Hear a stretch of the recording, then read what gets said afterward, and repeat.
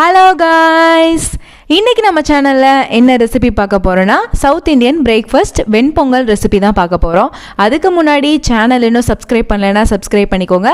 வாங்க வீடியோக்குள்ளே போகலாம். ஃபஸ்ட்டு வந்து 1 கப் பச்சரிசி எடுத்துக்கோங்க. 1/2 கப் பாசிப்பருப்பு எடுத்து வச்சுக்கோங்க. இது நல்லா மிக்ஸ் பண்ணிவிட்டு 20 நிமிஷம் நல்லா தண்ணி ஊற்றி ஊற வச்சுக்கோங்க. அதுக்கப்புறம் நல்லா அலசிட்டு தண்ணியெலாம் வடிச்சிட்டு குக்கரில் ஆட் பண்ணிக்கோங்க.